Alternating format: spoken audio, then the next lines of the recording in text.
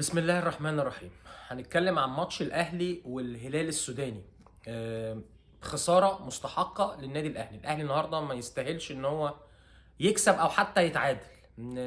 في اسباب كتير هنقول مع بعض. عندي 5 6 اسباب لخساره النادي الاهلي. اول حاجه هتكلم فيها التشكيل. يمكن مستر كولر غير التركيبه بتاعت النادي الاهلي الهجوميه اللي كان بيلعب بيها في كاس العالم للانديه، وحط بيرسي تاو كمهاجم صريح. ويعني بيرسي تاو لعب كذا مره في الحته دي ما اثبتش نجاحه. محمد شريف افضل. مش عارف ليه هو قعد محمد شريف النهارده، رغم ان محمد شريف ادى بشكل كويس جدا الفتره اللي فاتت. هو بس محمد شريف مشكلته انه ضيع فرصه في ماتش فلامينجو البرازيلي.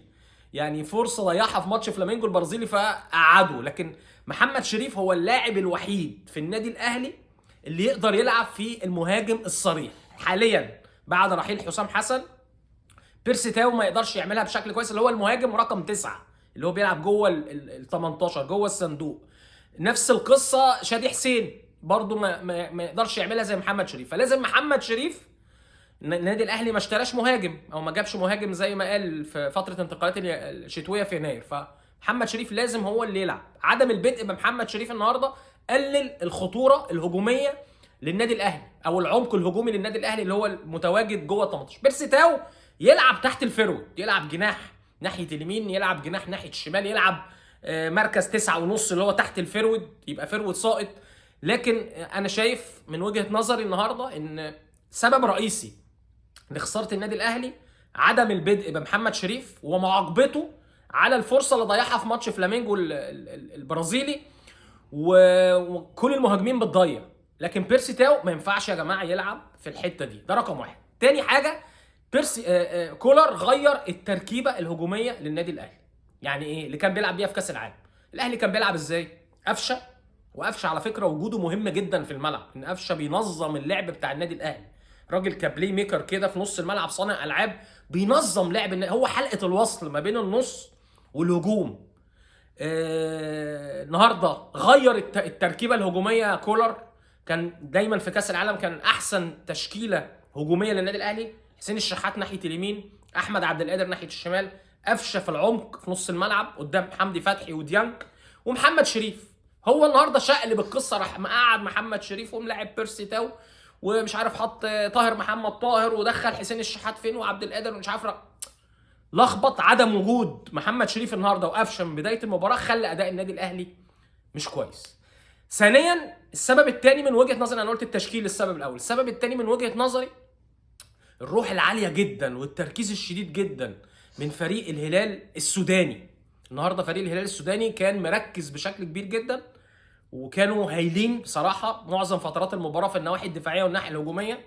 النهارده الاهلي هجوميا ما كانش موجود. انتوا عارفين النهارده الاهلي ما وصلش المرمى الهلال السوداني ولا مره، ولا فرصه للنادي الاهلي في المباراه. يمكن فرصتين في اول 7 8 دقائق في المباراه، وبعد كده الاهلي ما وصلش خالص لمرمى الهلال السوداني، خصوصا الشوط الثاني. الشوط الثاني الاهلي كان سيء جدا، الهلال كان افضل، وكان ممكن الهلال يكسب الاهلي اكتر من 2 3، يعني اكتر من الهدف اللي جه. وهقول لكم سبب الهدف اللي جه برضو عشان ما نحملش محمد الشناوي المسؤوليه ان هو في حاجه اتظلم فيها. لكن النهارده الهلال كان ممكن يكسب الاهلي 2 3. الكره الاوفسايد، الهدف اللي جابه محمد عبد الرحمن وما اتحسبتش، بس هي اوفسايد، بس هجمه كانت حلوه جدا. ضربه الجزاء اللي ضاعت من فريق الهلال السوداني، الانفراد اللي في اخر الماتش اللي انقذه محمد الشناوي. 3 4 فرص خطيره جدا لنادي الهلال في المباراه، وخصوصا في الشوط الثاني اللي الاهلي كان سيء فيه جدا. والاهلي ولا فرصه في المباراه ما عدا الفرصتين بس اللي كانوا في اول الماتش، وبعد كده مفيش ولا فرصه للنادي الاهلي ولا حتى يعني وصول مؤثر للنادي الاهلي لمرمى الهلال السوداني. فالهلال كان لعيبته النهارده كانوا مركزين، بيلعبوا اجريسيف جدا، روحهم عاليه جدا، اعلى من روح لعيبه النادي الاهلي. ثالث سبب ان كان في النهارده اكتر من لعيب في النادي الاهلي مش في حالته، مستواه يعني ما كانش في حالته النهارده خالص، او مستواه قليل جدا. بدايه من محمد هاني. انا هقول لكم بقى على اللعيبه دايما اللي بتكون كويسه في الاهلي وبتفرق، يعني اللعيبه المؤثره في اداء النادي الاهلي. اول حاجه علي معلول، محمد هاني، حسين الشحات، احمد عبد القادر. الاربعه دول بيبقوا مؤثرين جدا في الاهلي في هجوميا كمان، بالاطراف والشغل ومن العمق والحاجات اللي بتتعمل من على الاطراف، الكور العرضيه في علي معلول ومحمد هاني، او الاختراقات اللي جوه واللي بيوصلوا وبيعملوا مثلا دبل باص، او عبد القادر بيعدي، او حسين الشحات. الاربعه النهارده المؤثرين في النادي الاهلي ما كانوش في مستواهم، وده اثر على اداء فريق النادي الاهلي. الحاجه بقى الاكتر ان كولر الشوط الثاني الهدف جه في النادي الاهلي في الدقيقه 63. كولر فضل قاعد لغايه الدقيقه 74 ما عملش اي تغييرات. يعني التغييرات اللي احنا قلنا هينزل محمد شريف، هينزل قفشه، هيبدا يشتغل شغل هجومي عشان، او ينزل عناصر بتلعب على قدام في الناحيه الهجوميه عشان يقدر يرجع تاني الماتش. فضل كولر قاعد لغايه الدقيقه 74 بدون اي تغييرات هجوميه. يمكن هو نزل القندوسي في نص الملعب، وانا قلت لكم امبارح ان القندوسي هيلعب وهيبدا يشارك في مركز 8، الحته اللي هي قدام حمدي فتحي وديانج، وفعلا نزله النهارده. بس طبعا لسه الراجل اول مباراه ليه، والمباراه صعبه مع الهلال هناك في السودان، والمباراه كمان بدري الساعه 3، والاهلي مش متعود يلعب في التوقيتات دي الساعه 3 العصر. فالقندوسي النهارده ما حسيناش بيه.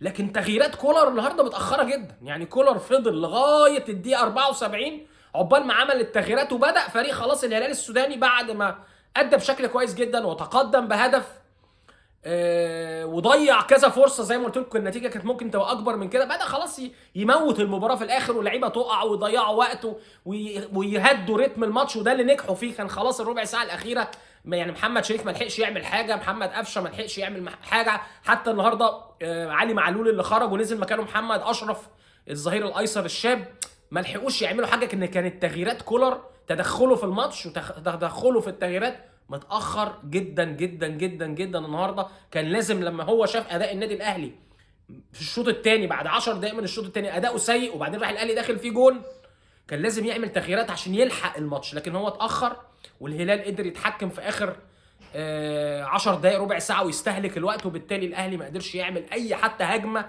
خطيره واحده للنادي الاهلي في الشوط الثاني. فالنهارده تغييرات كولر متاخره جدا. التشكيل اللي بدا بيه المباراه انا شايف كان لازم يبدا بمحمد شريف ومجدي قفشه من البدايه، ان دول مهمين جدا في اداء النادي. واحد بينظم اللعب وبيشتغل كصانع العاب وبيوصلك للجون وبيتحكم في رتم الماتش اللي هو قفشه، والتاني محمد شريف وجوده داخل ال 18 مهم جدا. محمد شريف حتى يعني اطول من بيرسي تاو. بيرسي تاو في الكور المشتركه مع المدافعين الاقوياء بتوع الهلال السوداني ضعيف جدا. يعني بيرسي تاو المركز الافضل بالنسبه له انه يلعب جناح او يلعب مهاجم من تحت، ما يبقاش مهاجم صريح. الحاجه بقى اللي عايز اتكلم فيها عن هدف الهلال السوداني اللي جه في محمد الشناوي. محمد الشناوي ما شافش الكرة من الشمس. يمكن الكرة اتلعبت، وعلى فكره هي المفروض سهله جدا لمحمد الشناوي، ولكن الكرة حتى قبل الهدف كان محمد الشناوي حاطط ايده كده ان الكرة الشمس في وشه، فلما الكرة اتعملت وما شافش الكرة من الشمس، ده السبب من اسباب ان الهدف جه في مرمى محمد الشناوي بالشكل ده، رغم ان هي في مكان محمد الشناوي. محمد الشناوي لو شايف الكرة كويس هيطلعها، لكن الشمس حجبت الرؤية عن عينين محمد الشناوي، وبالتالي الكرة لما اتعملت ما شافش الكرة كويس وبالتالي عدته، وده كان الهدف لفريق الهلال السوداني. غير كده محمد الشناوي انقذ الاهلي من هزيمه كبيره. كان ممكن الفريق الهلال السوداني ضربه الجزاء يبقى الجول الثاني في انفرادين منهم واحده اوف سايد وواحده ثانيه شالها محمد الشناوي.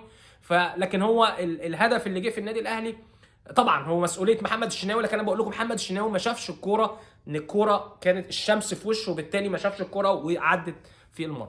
طبعا بدايه مش حلوه للنادي الاهلي، بدايه سيئه للنادي الاهلي في بطوله افريقيا. سان داونز عمال يكسب ولسه عنده مباراه مع فريق القطن الكاميروني وهيكسبها اكيد، هيبقى 6 نقاط. الهلال طبعا بدايه كويسه. الاسبوع الجاي الاهلي هيلاعب سان داونز، مباراه مهمه جدا. الاهلي بس هيسافر الاول، هيرجع على اسوان عشان عنده مباراه في الدوري مع اسوان، وبعدين هيواجه سان داونز اللي هتكون مباراه مهمه جدا ومباراه مصيريه جدا للنادي الاهلي في مشواره في افريقيا. ان زي ما قلت لكم النادي الاهلي بعد الخساره النهارده سان داونز هيبقى 6 نقط بعد ما يكسب القطن الكاميروني، والهلال كسب الاهلي النهارده. فالمنافسه بقت شديده جدا، والصعود ما بقاش سهل للنادي الاهلي، خصوصا ان النادي الاهلي دايما في مرحله دور المجموعات يعني ما بيبقاش مركز نفس التركيز بتاع الادوار النهائيه اللي هو دور الثمانيه، الماتشات الذهاب وعوده. يمكن دايما الاهلي بيصعد بصعوبه من دور المجموعات، لكن بعد كده لما بيروح لدور الثمانيه او الدور قبل النهائي بيركز بشكل كويس وبيبقى اقوى من كده وبيعرف يتعامل في الادوار النهائيه. معلش خساره النهارده، لكن الاهلي يستحق الخساره النهارده من الهلال السوداني.